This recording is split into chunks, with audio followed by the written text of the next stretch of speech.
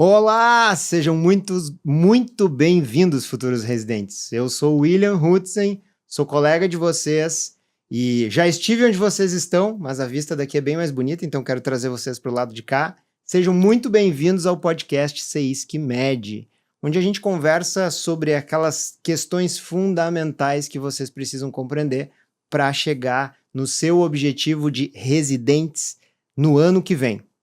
Hoje eu trouxe um convidado muito especial, um amigaço meu, Murilo Chiodini. Murilo Chiodini é anestesiologista, fez a residência médica dele na USP, um cara brilhante, passou direto da faculdade, então um cara que tem muito a acrescentar para o planejamento de estudos de vocês. Aliás, por sinal, esse é justamente o tema de hoje, como planejar uma rotina de estudos do zero. Então, se tu tá perdidão, se tu deixou para os 40 do segundo tempo para começar a te programar para a tua rotina de estudos, essa é a tua oportunidade de organizar essa sequência de eventos que leva até a prova. Seja muito bem-vindo, Murilo. Muito obrigado por aceitar nosso convite.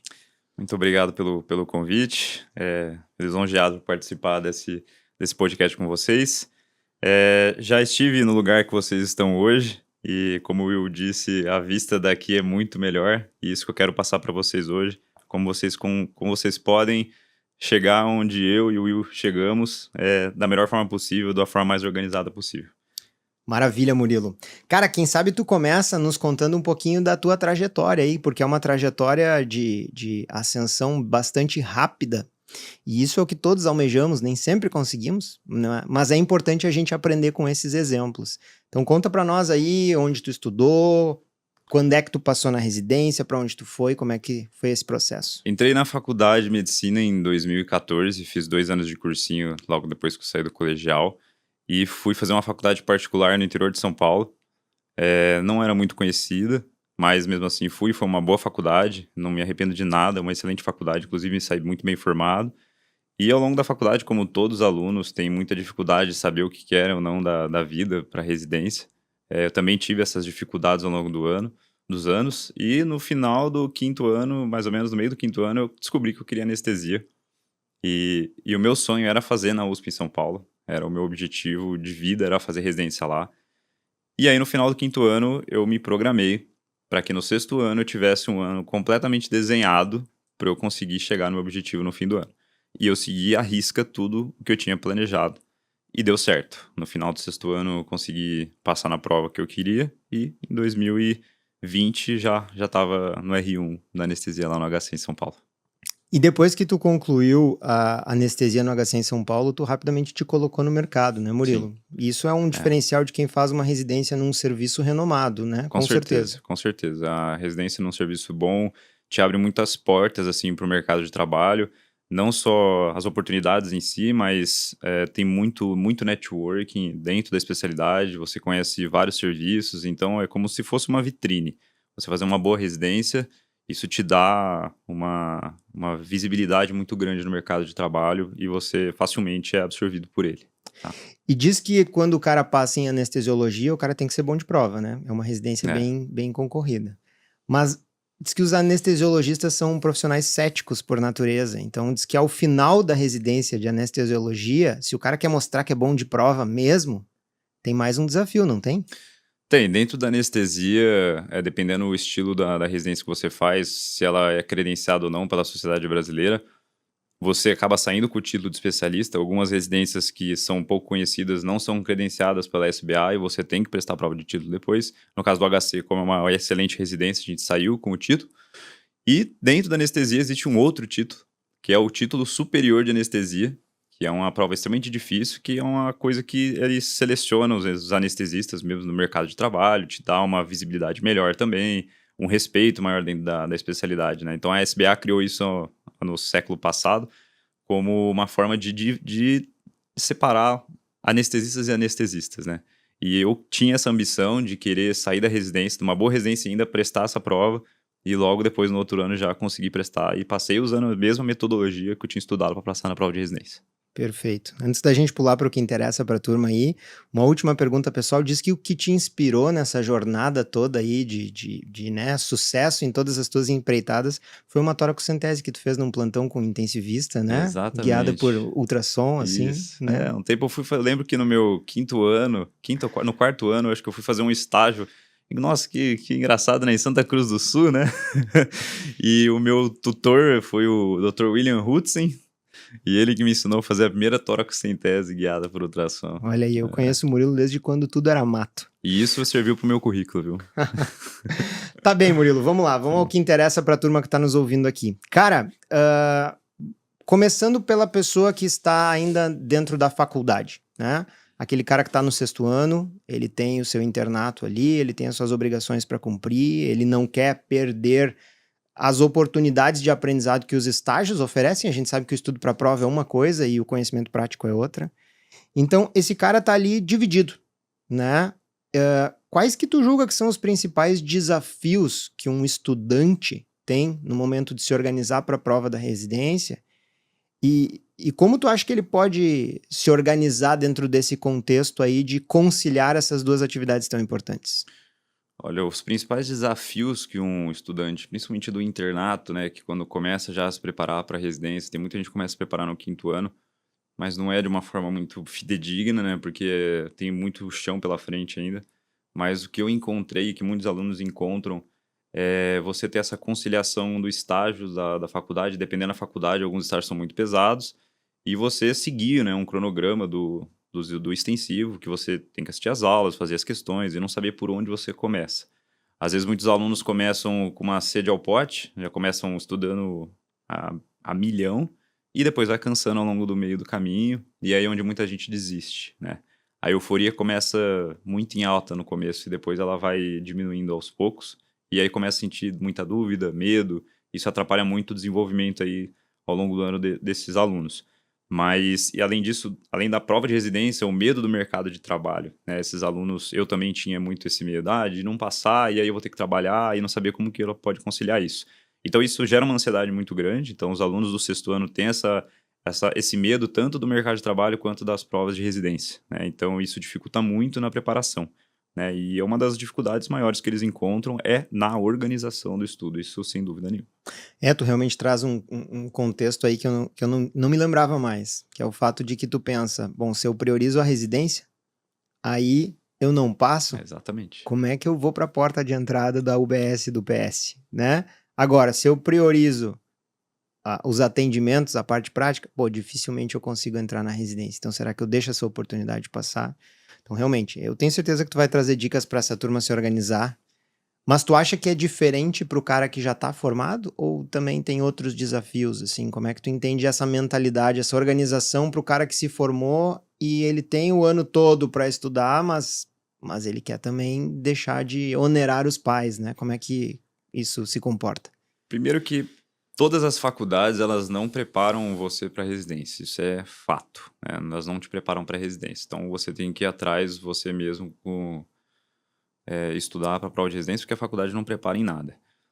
E aí o aluno não passou, né? Ele formou e vai ter que trabalhar. O grande problema no começo da rotina desses alunos que se formaram e são recém-formados é o dinheiro, né? Então os alunos começam a trabalhar, eles não ganhavam dinheiro, começam a ganhar dinheiro, e aí começa a ter uma dúvida que começa a surgir na cabeça deles, que é, nossa, será que vale a pena mesmo estudar para a prova de residência? Será que vale a pena seguir por esse caminho? Tô ganhando bem aqui, dando uns plantões, mas eles não conseguem olhar a longo prazo o quanto isso não é sustentável, né? E às vezes muitos alunos acabam se perdendo. Eu conheço colegas, né, que se perderam, não foram fazer residência e estão aí trabalhando em pronto-socorro, em UBS e dando plantão a rodo porque não foram fazer residência. E hoje eles não querem parar para estudar e diminuir o ritmo, diminuir a carga financeira deles para estudar para residência. Então, a grande dificuldade é você conciliar o trabalho saudável com uma organização de estudos ideal, né? Então, existe mais ou menos uma carga horária suficiente que você ganhe um dinheiro para você poder guardar, para você se manter e, ao mesmo tempo, estudar com qualidade para residência. Cara, é perfeita essa tua colocação. Eu observei isso nos meus tempos de prova também, o grande fato é que para a maior parte de nós, arcar com a faculdade exigia um comprometimento financeiro muito grande da nossa família, né? E uma faculdade particular de medicina é particularmente cara, com perdão da redundância. Então, acabava que a gente tinha que viver uma certa austeridade para que a gente não multiplicasse esse déficit econômico, né? Certeza. E aí, muitas vezes, quando a gente começa a trabalhar, como o médico tem, comparado à média, uma remuneração inicial boa, ele vai mudar o seu estilo de vida. E aí isso é o canto da sereia, entendeu? Porque depois que tu te permitiu comer em restaurantes mais caros, tomar vinhos mais caros, trocar de carro, viajar, aí retroceder é muito dolorido de novo. Então talvez manter um padrão um pouco mais austero e trabalhar somente para se sustentar dentro daquele padrão seja realmente uma saída. Eu achei essa sacada muito interessante. Então vamos ao que todo mundo quer saber aí, Murilo, tá? Porque eu te conheço e sei que tu é um cara extremamente metódico, né? Então extremamente organizado. E eu acho que essa estrutura, ela ajuda demais a gente quando tem um objetivo específico. Uma preparação como a preparação de um atleta, Sim, né? exatamente. E tu tem esse perfil de atleta, então eu acho que tu pode nos emprestar um pouquinho disso, esse framework de trabalho para a turma. Como que tu acha que a gente começa uma rotina de estudo que seja eficaz, né? Quais são os pontos de partida? E quais as armadilhas que existem também dentro desse planejamento? Primeiro que existe uma frase do Sêneca, você é um cara que é amante do Adoro estoicismo, né? Que não existe vento favorável para o marinheiro que não sabe para onde ele vai, né? Então, essa frase, basicamente voltada para alunos que estão se preparando para a residência, é basicamente se você não tem um mapa, né, um direcionamento para o que você quer, não adianta, você vai se perder no meio do caminho, né? Então, são 3 coisas que geralmente eu passo para os alunos, para as pessoas que estão se preparando para a residência. A primeira são metas, né? Você tem que ter metas de curto e longo prazo, né? O que você vai fazer durante a semana e qual é a sua meta de 6 meses, meta para o final do ano. Ah, eu quero passar em tal residência. Você tem 3 residências que você mais quer prestar. Então, beleza, essas são as 3, seus objetivos finais são essas 3 residências aí. E suas metas de curto prazo que você tem que fazer toda semana. Se você não tem metas, vai se perder. Então, tem que ter metas. O segundo é um propósito, né? Por que você quer ser especialista, né? Qual especialidade você está querendo fazer? Por que você está querendo ser especialista? É uma pergunta que muita gente não se faz, porque a pessoa sai da faculdade, vou fazer residência, mas aí vai lá, presta qualquer residência, às vezes tem gente que para no meio da residência porque não gostou. Então, olha para dentro de si e vê por que eu quero ser especialista. O que eu quero fazer a diferença nas pessoas, né? Que diferença que eu quero fazer na vida das pessoas. E terceiro é clareza. Se você não tem a clareza de todo o caminho que você vai percorrer, saber que é um ano difícil, saber que você vai ter sacrifícios a ser feito, saber que você vai ter que dizer não para as pessoas. É difícil isso, cara. Porque muita gente não sabe dizer não. As pessoas não sabem falar não. Então a pessoa tá lá, tá indo bem durante 2, 3, 4 meses, e de repente começa a surgir pessoas que já cansaram do processo e começam a desviar do foco e te chamar junto pra isso. E se você não souber falar não, acabou. Você já começa a perder o fio da meada, né? Então saber falar não para as horas certas é muito importante. Então, você ter um cronograma muito bem definido sobre quando você faz questões, quantas questões, quando você faz as revisões, quando você faz simulado, quando é a hora de fazer prova na íntegra, em relação às aulas, quando que são os dias melhores para assistir aulas, devo assistir todas as aulas, devo fazer 150 questões por dia, muita dúvida é isso que os alunos têm, e não é bem assim. Hoje aquela coisa de vou estudar 15 horas por dia, né, e se matando de estudar 15, 16 horas por dia, caiu por terra, não existe isso hoje. Hoje existe estudo com qualidade. A pessoa vai lá, ela sabe muito bem o que ela tem que fazer. Estudar de uma forma direcionada, certa e tranquila é o ideal hoje. E não sentar e ficar estudando 15 horas por dia de uma forma, eu estudei 15 horas hoje, amanhã eu vou estudar mais 15 horas. E aí depois não vai absorver nada, entendeu? Então ter uma estratégia bem definida, isso é extremamente importante, antes de começar o estudo definitivo mesmo, tá? E em relação às armadilhas que eu trago para vocês, que é sempre a principal coisa, que é quando o aluno coloca os carros na frente dos bois. Por quê? Porque o aluno chega naquela ambição de querer estudar, é o cursinho novo, um monte de aula, ele está estudando, está fazendo as questões, isso vai dar 2 meses, já diminui. Hoje não, hoje eu estou cansado. Hoje eu vou assistir uma aula só. Hoje eu deixei eram 30 questões que tinha que fazer, eu fiz 10 porque, nossa, não tô muito bem hoje. E isso vai se acumulando. Então, esse auto-boicote também do aluno não bater as metas dele a curto prazo e achar que, mesmo estudando de uma forma adequada, achar que não tá indo bem, também é uma outra armadilha. Porque às vezes o aluno tá estudando bem, ele tá seguindo corretamente, e depois de 2, 3 meses ele não vê tanta evolução, porque a evolução é lenta. E o que acontece é que ele começa a auto-boicotar. Isso vira uma bola de neve. O aluno começa a piorar o rendimento, porque mesmo ele estudando certo, ele acha que não vê evolução, mas na verdade essa evolução ela tá intrínseca, essa evolução ela tá transparente ainda, e ela vai aparecer.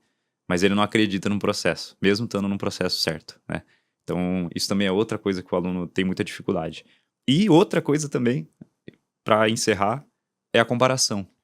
Porque muito aluno tem um amigo que tá fazendo 80% nas provas, e ele tá no 65%. Meu, o que esse cara tá fazendo que, né? Então, assim, Will, existem pessoas e pessoas, né? Existem pessoas que são gênios mesmo, são pessoas extremamente inteligentes, que têm muita facilidade, e tem pessoas que não têm. Tem pessoas que precisam estudar, precisam ter uma determinação diferente, que precisam ser organizadas. Isso tá normal, tá tudo bem. Cada indivíduo tem a sua individualidade, né? E a gente não pode se comparar, né? Então, isso é um grande erro dos alunos também, é querer comparar com outras pessoas. Ah, mas ele tá indo bem. Calma, o processo dele é diferente do seu, né? Então, cada um tem a sua individualidade. Estamos todos na mesma tempestade, mas Exato. cada um no seu barco. Com certeza. E cada barco tem um material. Exatamente. Um tamanho, É. né? Cara, 2 coisas que eu quero pensar no que tu falou, pra repetir pra essa moçada, pra eles fixarem, que eu achei fantásticos. A primeira coisa que tu disse ali, que talvez eu não tinha me dado conta, cara, é que os colegas vão desistir. Maior parte. Entendeu? Então, todo mundo inicia o ano fazendo quase o mesmo esforço. Mas 2, 3 meses depois, alguns vão começar a tropeçar. E, cara, não existe nada que irrite mais a gente do que ver alguém fazendo o que a gente deveria estar fazendo. Então, inconscientemente, o que a gente vai tentar fazer, não por mal, é boicotar aquela pessoa, entende? Trago isso pro emagrecimento. Um grupo de amigas começa uma dieta. Cara, todo mundo foca na alimentação, salada e peito de frango, e vamos embora, e vamos lá. E daqui um pouco, umas começam a escorregar, essas vão convidar as outras para ir na pizzaria, entendeu? Pode Sim. ter certeza que é assim. Com certeza. Né? Então, quando a gente tá começando uma rotina de estudos, cara, todo mundo começa estudando. Então parece que vai ser fácil, porque o ambiente tá puxando a gente naquela direção. Mas a gente não pode confiar nisso, foi o que tu falou. Cara, a galera vai mudar de opinião. Só os sobreviventes lá do final do ano é que terão chance, né? E a gente precisa ser um desses sobreviventes. O que eu sempre falo para os alunos é como que a preparação para a residência médica ela é como se fosse uma montanha. Então, no começo, tem aquela euforia que eu expliquei para o Will. No meio do caminho, você já está sentindo dúvida. Então, será que vai dar certo? Será que eu estou no caminho certo? Será que vai? Será que não vai? E no terceiro já é o cansaço. Se você conseguir vencer e saber que existe essas três coisas na sua preparação, isso pode mudar muito lá no fim do ano. Então, se você passar pela euforia, saber que isso passa, chegar na dúvida, falar, não, eu vou continuar fazendo a mesma coisa que eu já vinha fazendo, só ajustar algumas coisas da estratégia, e no final do ano tá cansado, e quando tá todo mundo cansado você continua, é aí que faz a diferença. Uhum. E as pessoas não conseguem acreditar nisso. Elas acham que não, isso é besteira, é papo furado. É só confiar no próprio processo. Tipo assim, se a pessoa já tá fazendo tudo, vai dar certo, cara. Uhum. Entendeu? Vai dar certo. Mas elas se auto-boicotam. E aí vem o segundo ponto que tu falou, que eu acho que é absolutamente verdadeiro, que é o fato de que a estratégia vence a força de vontade todas as vezes, entendeu? Então, cara, força de vontade é um recurso limitado, é um recurso que esgota. Estratégia não, estratégia é um mapa. Então, por mais que tu se desvie, se tu tem aquele mapa, tu sabe voltar para o caminho e tu sabe retomar a direção. Nesse sentido, Murilo, antes que a gente pule para o próximo tópico, tu acha que tu ter um direcionamento de prova, tipo, cara, é essa prova que eu quero passar, é uma coisa positiva ou o cara deve preparar o conhecimento para a prova que vier? Hoje mudou muito, né? Na época, quando eu prestava residência, você queria uma prova. Você já direcionava um pouco, mas ainda assim não era tanto quanto hoje, né? Hoje, os alunos estão começando cada vez mais a entrar num universo dentro daquela instituição, saber as minúcias de cada prova.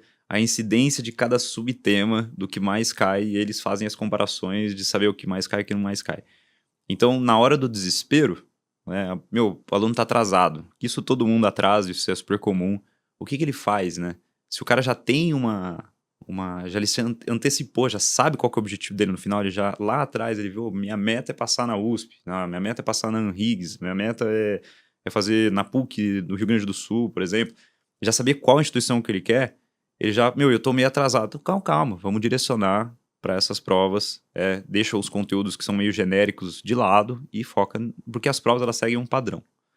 Todas as provas seguem um padrão e muda muito a ordem de questões, um ou outro caso assim, mas geralmente, a grosso modo, elas são muito parecidas, né? E então você saber todo o conteúdo não significa nada que esse conteúdo vai cair na prova, né? Então, eu acho que o direcionamento hoje está muito em alta. Você direcionar o estudo para a prova que você mais deseja prestar. Isso, sem dúvida, mudou muito hoje na Sabe que a gente atualidade. observou isso construindo a estrutura curricular do nosso curso, que hoje a gente tem especialistas em provas determinadas. E isso fez com que a régua subisse muito nas provas, né, cara? Então a gente vem aí de anos de cortes para entrevista cada vez mais altos, porque a galera tá especialista na prova da instituição que ela quer passar.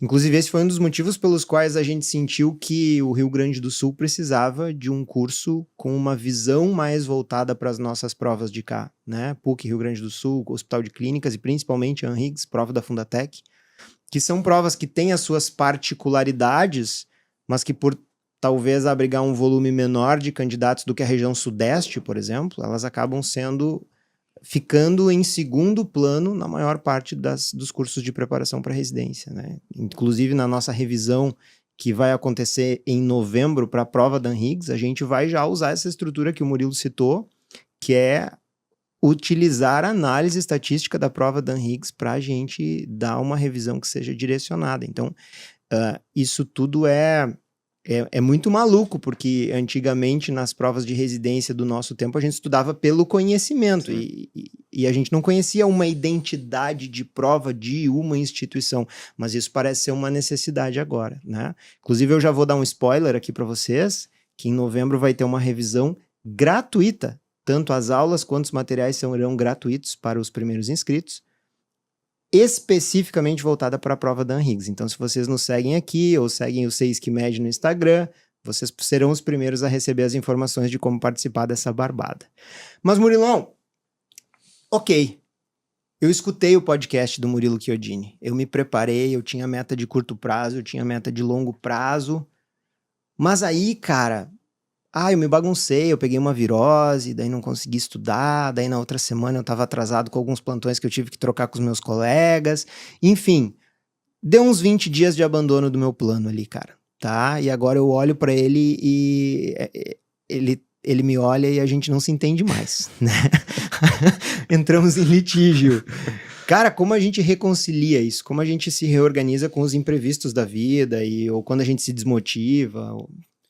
Ao longo do preparo para residência, você tem altos e baixos, isso é super comum. A gente é humano, na real que a gente tem momentos que são de fraqueza mesmo durante a preparação. Imagina, 1 ano estudando, você não vai ficar 1 ano sempre sendo perfeito, né? Então, às vezes você fica doente, às vezes aconteceu alguma coisa que te deixou para baixo e você não vai continuar o mesmo ritmo, mas é hora de ter calma e entender que isso é normal.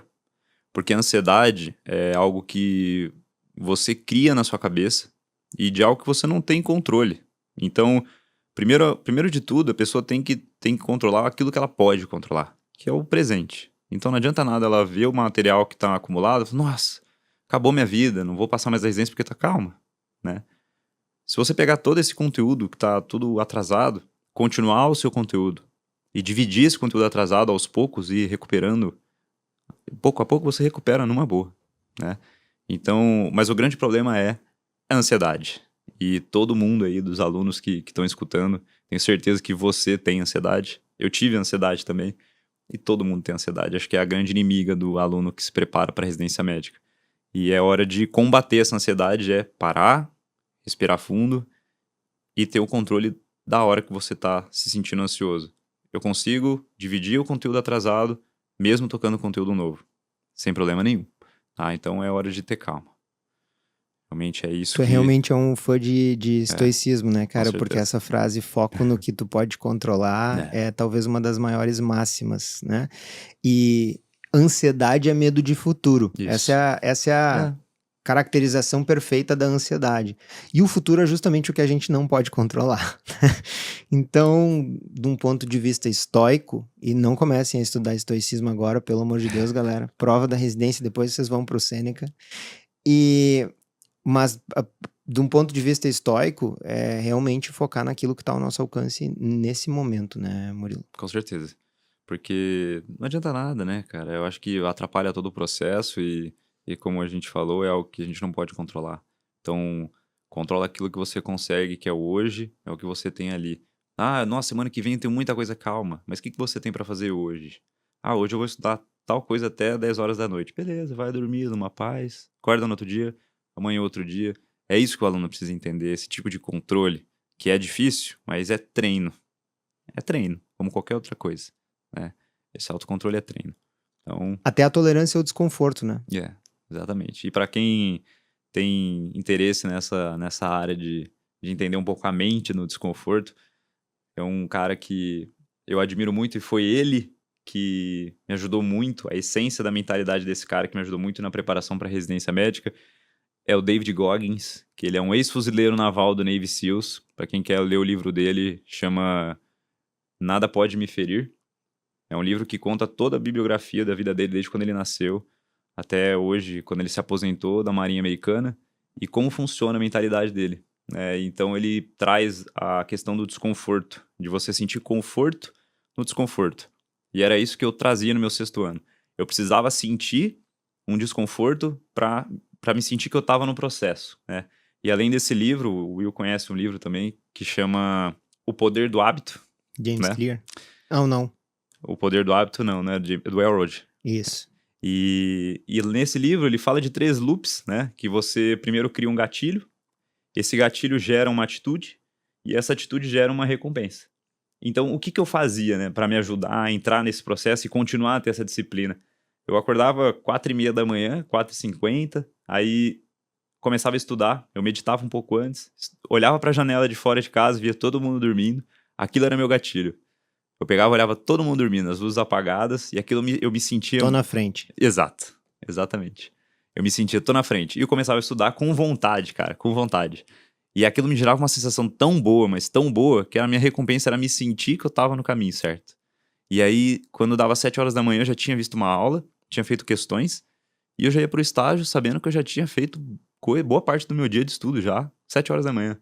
E aí, ao longo do dia, eu fazia as outras coisas que eu tinha que fazer pro meu estudo, né, da minha estratégia, mas isso me ajudou muito. Então, vocês têm que criar artifícios que ajudem vocês no preparo para a residência médica. Não só estudar, mas fora isso, né? Sobre a parte de mentalidade, saúde mesmo, né? Exercício físico, tudo que ajuda, potencializa o efeito do preparo da residência. Isso é muito importante. O corpo acredita muito naquilo que a mente repete, né, Murilo? Então, é extremamente importante que a gente faça aquelas pequenas coisas que nos fazem ter orgulho dos nossos hábitos, assim. Repita elas, porque elas, enfim, elas influenciam no contexto. Muito bem, meu amigo. Então, basicamente, é ter uma organização, uma estrutura de estudos concreta,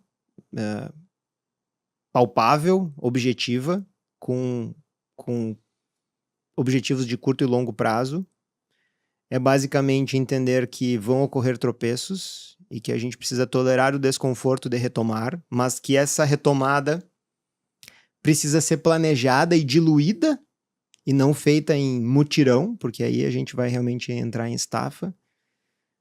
E a gente não pode confiar na força de vontade, porque a força de vontade flutua, né?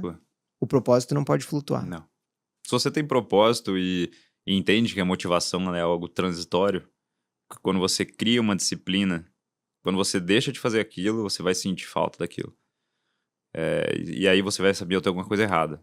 Você volta para o caminho automaticamente. Então, você criar uma disciplina no estudo para preparar para a residência médica é algo extremamente importante. Porque se você, qualquer coisa que te tire do teu caminho, a disciplina ela volta você no caminho que você estava. Então, entender a essência disso ajuda muito também. Porque os alunos que passam na residência, todos os alunos que passam nas maiores instituições do Brasil hoje, eles entenderam completamente o jogo. Eles sabem que motivação ela sobe, desce de uma forma absurda. Mas eles entendem que eles precisam fazer o que precisa ser feito. E quando eles entendem isso, acabou. Eles ganham o jogo. É chegar até o final do ano fazendo a mesma coisa. Uhum. É só ajustar pequenas lacunas no meio do caminho, mas é fazer a mesma coisa todo santo dia.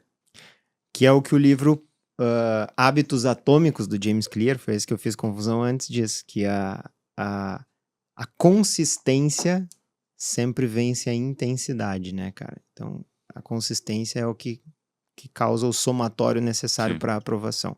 Deixa eu te fazer uma pergunta pessoal, Murilo. Alguma vez essa mentalidade te decepcionou na vida? Ou ela funciona para todas as esferas da vida? Nunca me decepcionou, cara. Nem a mim. Nem a mim. Ah, aliás, eu machuquei correndo. Corria mais que eu devia. Foi isso. Muito bom, meu amigo. Que papo incrível. E eu tenho certeza que aqueles que ouviram o nosso podcast, eles já se sentem um pouquinho mais preparados para configurar a sua estratégia de estudos. Espero que seja assim. Nós estaremos conversando muito com pessoas que podem ajudar vocês a planejarem essa estratégia de aprovação na residência que vocês sonham, para fazer aquilo que vocês mais desejam. E o Murilo será uma presença recorrente nesse podcast aqui também, então acostumem-se com essa voz. Sejam todos muito bem-vindos ao SEISC-MED. Já apertem para seguir o canal, para receber as nossas comunicações, principalmente aquelas referentes ao nosso intensivão gratuito de novembro. Isso é do interesse de vocês. Aproveitem e sigam o SEISC-MED no Instagram também. E Murilão, a galera que quer encontrar a ti, segue onde?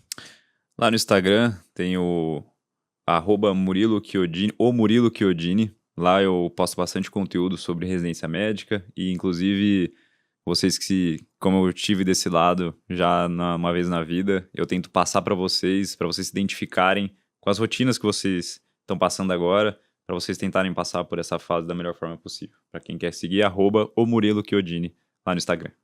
Até a próxima, turma. Grande abraço.